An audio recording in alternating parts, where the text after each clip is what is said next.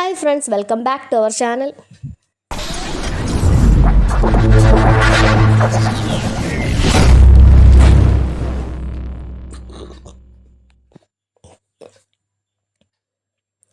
ഇന്ത്യയിൽ തടിയിൽ തീർത്ത ഏറ്റവും വലിയതും മനോഹരവുമായ കൊട്ടാരം പത്മനാഭപുരം കൊട്ടാരം തിരുവനന്തപുരം കന്യാകുമാരി റൂട്ടിൽ തക്കലയ്ക്കടുത്തായി സ്ഥിതി ചെയ്യുന്നു. മുൻപ് കൽക്കുളം കൊട്ടാരം എന്നറിയപ്പെട്ടിരുന്നു.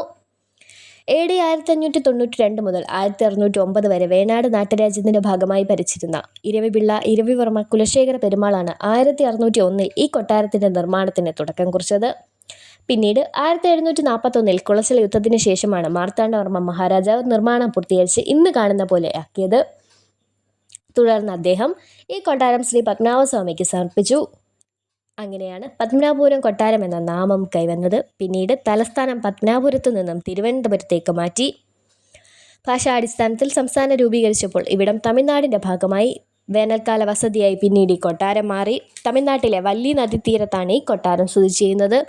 ഏകദേശം 6 ഏക്കറോളം വരുന്ന സ്ഥലത്ത് 15 കെട്ടിടങ്ങളായാണ് ഈ കൊട്ടാരം പണികഴിപ്പിച്ചിട്ടുള്ളത്. കേരള വാസ്തുവിദ്യയുടെ ഉത്തമ ഉദാഹരണമാണ് ഈ കൊട്ടാരം.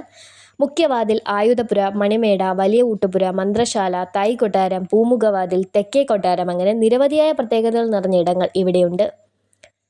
പ്രജകൾക്ക് രാജാവ് ദർശനം നൽകിയിരുന്നിടത്ത് കല്ലിൽ തീർത്ത കട്ടിലും പിന്നെ മുകളിൽ തടിയിൽ 90 താമരകളും കൊത്തിവെച്ചിട്ടുണ്ട്. ഈ താമരകളെല്ലാം വ്യത്യസ്തതയാർന്നവയാണ്. ഈ കൊട്ടാരത്തിൽ ഒരു ടണലുമുണ്ട്. അത് ശ്രീ പത്മനാഭസ്വാമി ക്ഷേത്രവുമായി ഈ കൊട്ടാരത്തെ ബന്ധിപ്പിക്കുന്നു.